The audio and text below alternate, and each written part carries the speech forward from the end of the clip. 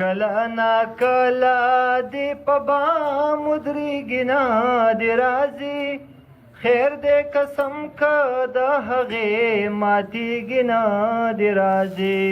21 فروری په ټوله نړۍ کې د مورنو ژبو نړیواله ورځ لمانځل کیږي.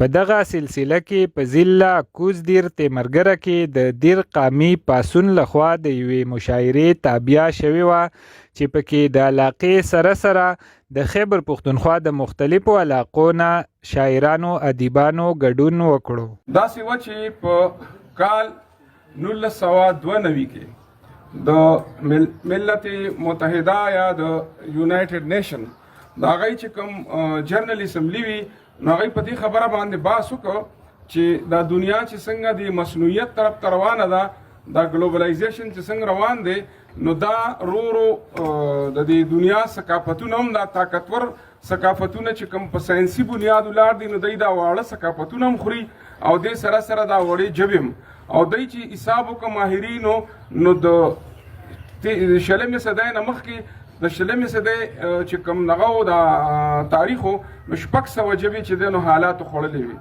ژبې داسې خوړی شي چې کومه ژبه د 10,000 نه کم خلک وایي نو هغه ICU کې وي چې د هغې ویناوال چې دی د 10,000 نه کم وي نو هغه په ICU کې پرته وي.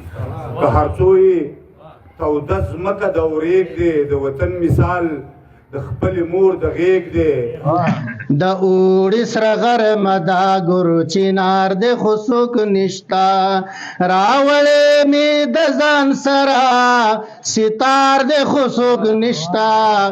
د سود او زیان روزګار کوونکو خلکو ګټه تاوان په محبت کې نه وي.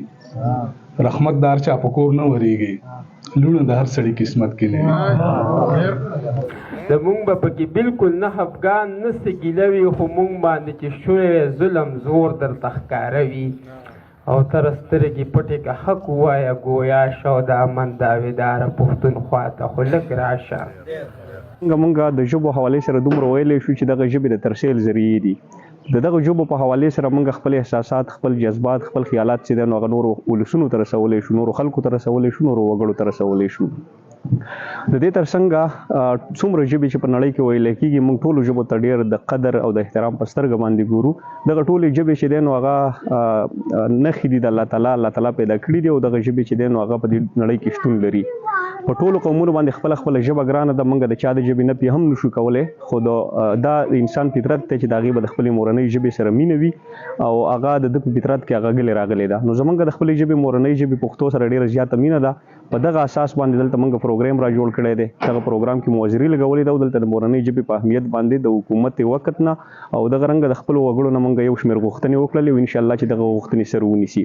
یقین وکړئ چې نن سباني وخت کې پښتو ژبه چې ده نو دغه خلکو نه چوتېدو والا ده. زمونږ زیاتتر هلکان چې دي اوس په پښتو ژبې په لیک لوست باندې نه پوهېږي.